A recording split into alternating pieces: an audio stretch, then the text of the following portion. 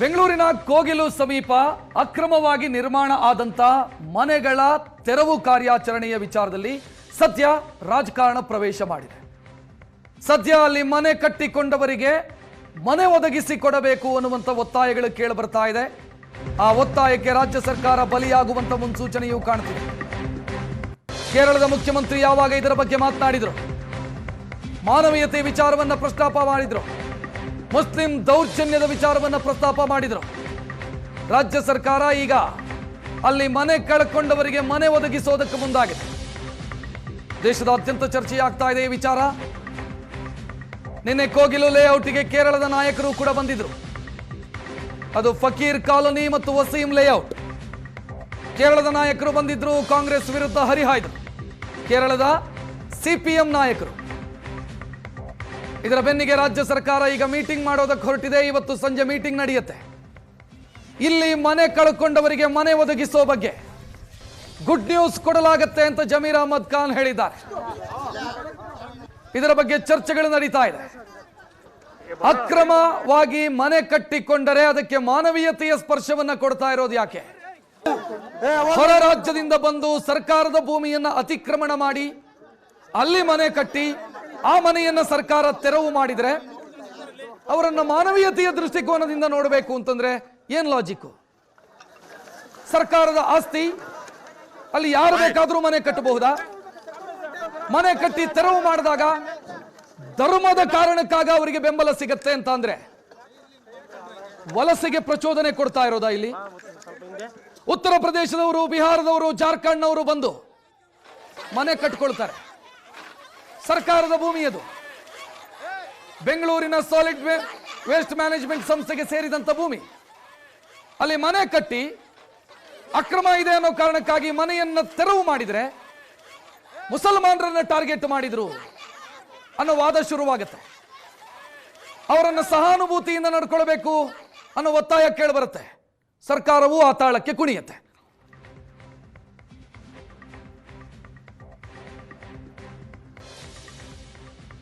ಮಾನವೀಯತೆ ಅಂತಂದ್ರೆ ಏನು ಅನ್ನುವಂಥ ಪ್ರಶ್ನೆ ಬರುತ್ತೆ. ಅಕ್ರಮಕ್ಕೆ ಮಾನವೀಯತೆಯ ಸ್ಪರ್ಶ ಕೊಡೋದು ಅಂತಂದ್ರೆ ವಲಸೆಗೆ ಪ್ರಚೋದನೆ ಕೊಟ್ಟಂಗಾಯ್ತು. ಕರ್ನಾಟಕ ಏನು ಧರ್ಮಛತ್ರನ? ಬಂದವರಿಗೆಲ್ಲ ಅವಕಾಶ ಮಾಡಿಕೊಡೋದು, ಮನೆ ಕಟ್ಟಿಕೊಡೋದು. ನಮ್ಮ ರಾಜ್ಯದ ನಾಗರಿಕರೇ ಮನೆ ಇಲ್ಲದೆ ಒದ್ದಾಡುವಂಥ ಸ್ಥಿತಿಗಳಿದ್ದಾವೆ. ಮನೆಗಾಗಿ ಅರ್ಜಿ ಸಲ್ಲಿಸಿದ್ರೆ ಮನೆ ಮಂಜೂರಾಗದೆ ಒದ್ದಾಡ್ತಿದ್ದಾರೆ. ಲಂಚ ಕೊಡಬೇಕಾದಂಥ ಸ್ಥಿತಿ ಇದೆ. ಯಾರೋ ಹೊರ ರಾಜ್ಯದವರು ಬರ್ತಾರೆ, ಅಕ್ರಮವಾಗಿ ಮನೆ ಕಟ್ತಾರೆ. ಮನೆ ತೆರವಾದಾಗ ವಿಕ್ಟಿಮ್ ಕಾರ್ಡ್ ಪ್ಲೇ ಮಾಡ್ತಾರೆ. ನಂತರ ಅವರಿಗೆ ಸರ್ಕಾರವೇ ಮುಂದೆ ನಿಂತು ಮನೆ ಕೊಡ್ತೀವಿ ಅಂತ ಹೇಳುತ್ತೆ. ಈ ವ್ಯವಸ್ಥೆಯ ಬಗ್ಗೆ ಜನ ಪ್ರಶ್ನೆ ಕೇಳೋದಕ್ಕೆ ಶುರು ಮಾಡಿದ್ದಾರೆ. ಇವತ್ತು ನಿರ್ಧಾರವಾಗೋದಕ್ಕಿದೆ. ಸಂಜೆ ಒಂದು ಮೀಟಿಂಗ್ ನಡೆಯುತ್ತೆ 5 ಗಂಟೆಗೆ. ಮುಖ್ಯಮಂತ್ರಿಯು ಕೂಡ ಒತ್ತಡಕ್ಕೆ ಬಲಿಯಾದಂತೆ ಕಾಣಿಸ್ತಾ ಇದೆ. ಇವತ್ತು ಸಿಎಂ ನೇತೃತ್ವದಲ್ಲಿ ಮಹತ್ವದ ಸಭೆಯಾಗುತ್ತೆ. ಕೆ.ಸಿ. ವೇಣುಗೋಪಾಲ್ ಸೂಚನೆಯಂತೆ ಈ ಮೀಟಿಂಗ್ ನಡೀತಾ ಇರೋದು ಅನ್ನೋ ಅನುಮಾನ. ನಿನ್ನೆ ಜಮೀರ್ ಅಹಮದ್ ಖಾನ್ ಸ್ಥಳಕ್ಕೆ ಹೋದ್ರು. ಗುಡ್ ನ್ಯೂಸ್ ಕೊಡ್ತೀವಿ ನಾಳೆ ಅಂತ ಹೇಳಿದ್ರು. ಸಿಹಿ ಸುದ್ದಿಯನ್ನ ಕೊಡಲಾಗತ್ತೆ ಅನ್ನೋದನ್ನ ಹೇಳಿದ್ರು. ಸರ್ಕಾರ ಜಾಗದಲ್ಲಿ ಮನೆ ಕಟ್ಟಿ ಸಿಹಿ ಸುದ್ದಿ ಕೊಡ್ತಾರೆ ಅಂತಂದ್ರೆ ಅಕ್ರಮಕ್ಕೆ ಪ್ರಚೋದನೆ ಕೊಡ್ತಿದ್ದಾರೆ, ವಲಸೆಗೆ ಪ್ರಚೋದನೆಯನ್ನ ಕೊಡ್ತಿದ್ದಾರೆ. ನಾಳೆ ಇನ್ನೊಂದು ಕಡೆ ಇನ್ನೊಂದು ಯಾರೋ ಮನೆ ಕಟ್ಕೊಳ್ತಾರೆ ಸರ್ಕಾರದ ಭೂಮಿಯಲ್ಲಿ. ಅದನ್ನು ತೆರವು ಮಾಡಿದಾಗ ಇದೇ ರೀತಿ ಮಾನವೀಯತೆಯ ದೃಷ್ಟಿಕೋನದಲ್ಲಿ ನೋಡ್ತಾರ ಇವರು? ಕಬ್ಬನ್ ಪಾರ್ಕ್ ಖಾಲಿ ಇದೆ ಅಂತ 4-10 ಗುಡಿಸಲುಗಳನ್ನ ಕಟ್ಟಿದ್ರು ಅಂತ ಅನ್ಕೊಳ್ಳೋಣ. ನಾಳೆ ಯಾರೋ ಬಂದು ಅದನ್ನು ತೆರವು ಮಾಡಿದಾಗ ಅವರನ್ನು ಕೂಡ ಮಾನವೀಯತೆಯ ದೃಷ್ಟಿಯಿಂದ ನೋಡಬೇಕು. ಅವರು ಮುಸಲ್ಮಾನರ ಮೇಲೆ ದೌರ್ಜನ್ಯ ಆಗ್ತಿದೆ ಅಂತ ಕೇರಳದ ಮುಖ್ಯಮಂತ್ರಿ ಹೇಳಿದ್ರು ಅಂತ ಅನ್ಕೊಳ್ಳೋಣ. ಇವರು ಮನೆ ಕಟ್ಟಿಕೊಡ್ತಾರ? ಈ ಪ್ರಶ್ನೆ ಈಗ ರೈಸ್ ಆಗ್ತಾ ಇರೋದು. ಸರ್ಕಾರ ಕೇರಳದ ಲಾಬಿಗೆ ಮಣಿದಂತೆ ಕಾಣ್ತಾ ಇದೆ. ಅದು ಕೆ.ಸಿ. ವೇಣುಗೋಪಾಲ್ ಇರಬಹುದು, ಪಿಣರಾಯಿ ವಿಜಯನ್ ಇರಬಹುದು. ಇವರ ತಾಳಕ್ಕೆ ಕುಣಿತಾ ಇದೆ ರಾಜ್ಯ ಸರ್ಕಾರ. ಇನ್ನು ಇಲ್ಲಿ ಮಾನವೀಯತೆಯ ವಿಚಾರ ಪ್ರಸ್ತಾಪ ಆಗಿರೋದ್ರಿಂದ ಮಾನವೀಯತೆ ಅನ್ನೋದು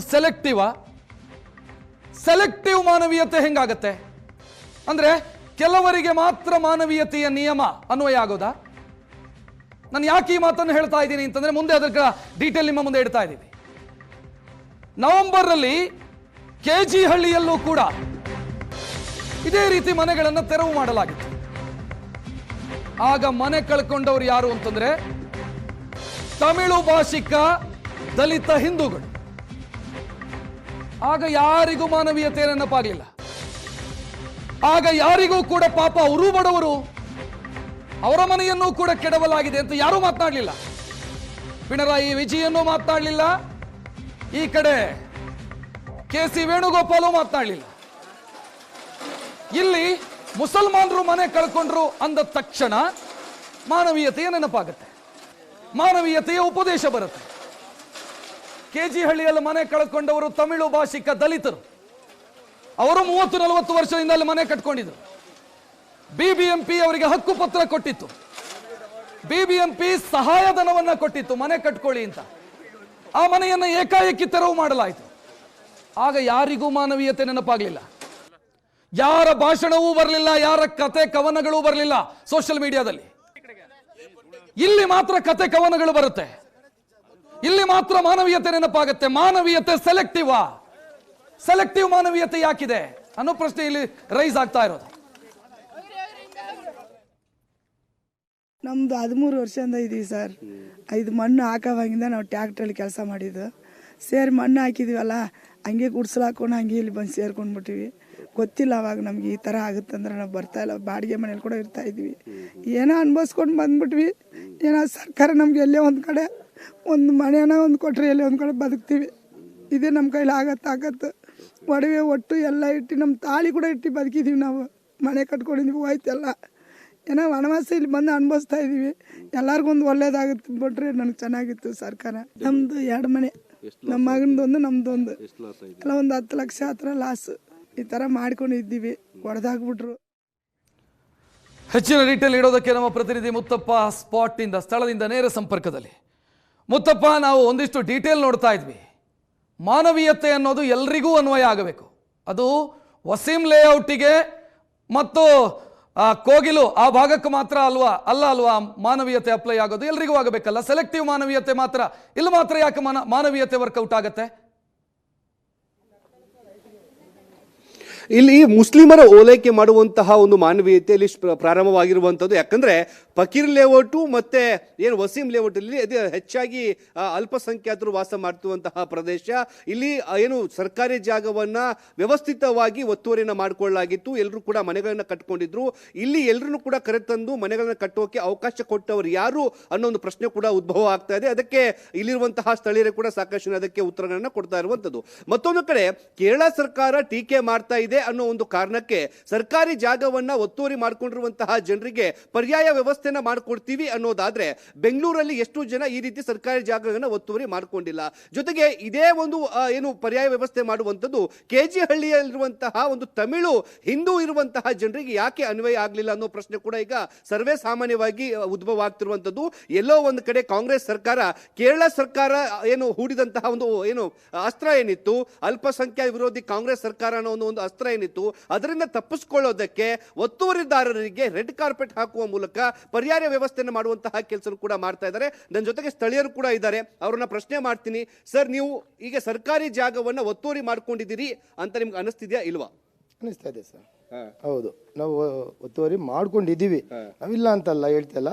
ನಾವು ಬಡವ್ರಿಗೋಸ್ಕರ ಬಡವ್ರ ಅಂದಮೇಲೆ ಸರ್ಕಾರ ನಮ್ಗೇನೋ ಒಂದು ಸಹಾಯ ಮಾಡ್ತಿದ್ದು, ಯಾವುದೋ ಕೆಲ್ಸಕ್ಕೆ ಬರ್ದೇವ್ರೆ ಜಮೀನಿದು, ಅದಕ್ಕೋಸ್ಕರ ಒತ್ತುವರಿ ಮಾಡ್ಕೊಂಡ್ಬೇ ಹೊತ್ತು ನಮಗೆ ಇದು ಅವರು ಸರ್ಕಾರಿ ಜಮೀನಲ್ಲಿ ಅವ್ರು ಹಾಕಿದ್ದೀರಿ ನಾವು ಮಾಡ್ಕೋಬೇಕಂತ ಒಂದು ಇದಿತ್ತಿಲ್ಲ ನಮಗೆ. ನಾವು ಇಲ್ಲಿ ಬಂದು ಸುಮಾರು 9 ವರ್ಷ 10 ವರ್ಷ ಆಗಿದೆ ಸರ್ ಇಲ್ಲಿ. ಆವಾಗ ನಾವು ಜೋಬಡಿ ಹಾಕೊಂಡಿದ್ದು ಏನೋ ನಮ್ಮ ವ್ಯವಹಾರ ಮಾಡ್ಕೊಂಡು ನಾವು ಹೋಗ್ತಾ ಇದ್ದೋ. ನಾನು ಆಟೋ ಡ್ರೈವರು, ನನ್ನ ಹೆಂಡತಿ ಬಂದ್ಬಿಟ್ಟು ಗಾರ್ಮೆಂಟ್ಸಲ್ಲಿ ಕೆಲಸ ಮಾಡ್ತಾಳೆ. ಒಂದು 3 ವರ್ಷ ಆದಮೇಲೆ ನಾವು ಇಲ್ಲಿ ಇಲ್ಲ ಆಗುತ್ತೆ ಅಂತ ಹೇಳ್ಬಿಟ್ಟು ಇಲ್ಲಿ ಇರೋ ಚಿಕ್ಕ ಪುಟ್ಟ ಜನಗಳು ಏನಿಲ್ಲಪ್ಪ ಇದು ಗೌರ್ಮೆಂಟ್ ಜಾಗನೇ, ಹೋಗಿ ನಿಮಗೆಲ್ಲ ಸಿಕ್ಬಿಡುತ್ತೆ, ಏನು ಹೆದರ್ಕೋಬೇಡಿ ನಾವಿದ್ದೀವಿ ಅಂತ ಹೇಳ್ಬಿಟ್ಟು ನಮ್ಗೆ ವಿಶ್ವಾಸನೆ ಕೊಟ್ಟಿದ್ದಾರೆ. ಏನೋ ಕೊಟ್ಟ ಮೇಲೆ ನಮ್ಗೆ ಏನಾಯ್ತು ಅಂತ ಹೇಳಿದ್ರೆ, ಆ ದುಡ್ಡು ಬಂದ ಮೇಲೆ ನನ್ನ ಹೆಂಡ್ತಿದು ಗಾರ್ಮೆಂಟ್ಸಲ್ಲಿ ದುಡ್ಡು ಬರ್ತು. ಇದರಲ್ಲಿ ನಾವು ಮನೆ ಕೊಟ್ಕೊಂಡು ಆಯಿತು, ಒಂದು 5 ವರ್ಷ ಆಗಿದೆ ಸರ್ ಮನೆ ಕೊಟ್ಕೊಂಡು. ಈಗ ಏಕಾಏಕಿ ಬಂದು ಅವರು ಹೋದ ಶನಿವಾರ ಡೆಮಾಲೇಷನ್ ಮಾಡಿದ್ರು ಸರ್. ಸರ್, ನನ್ನ ಪ್ರಶ್ನೆ ಇರೋದಂದ್ರೆ ಈಗ ನೀವು ಸರ್ಕಾರಿ ಜಾಗ ಒತ್ತುವರಿ ಮಾಡ್ಕೊಂಡ್ರಿ, ಈಗ ನೀವು ಪರ್ಯಾಯ ಜಾಗ ಕೊಡ್ತಾರೆ, ಬೆಂಗಳೂರಲ್ಲಿ ಮತ್ತೆ ಇನ್ನೊಬ್ರು ಹೋಗಿ ಒತ್ತುವರಿ ಮಾಡ್ಕೊಂತಾರೆ, ಅವರಿಗೆ ಪರ್ಯಾಯ ಜಾಗ ಕೊಡ್ತಾರೆ.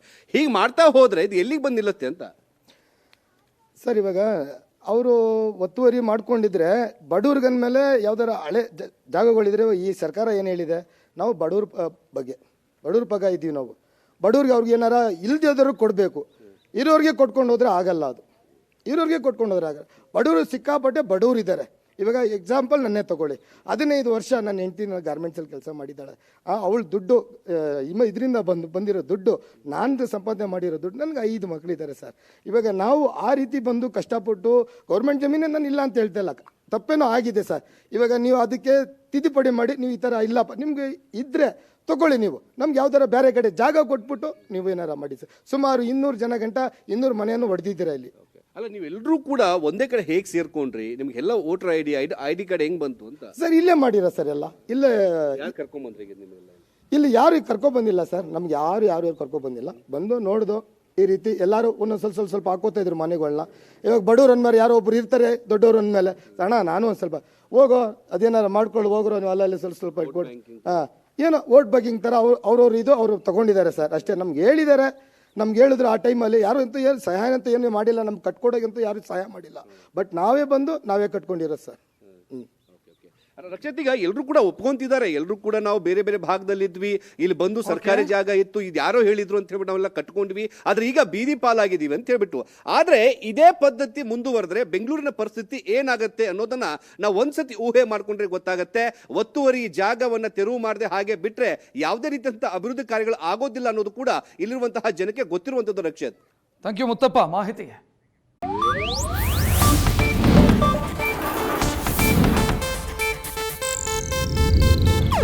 ಇದು ಏಷ್ಯಾನೆಟ್ ನ್ಯೂಸ್ ನೆಟ್ವರ್ಕ್ ಪ್ರಸ್ತುತಿ.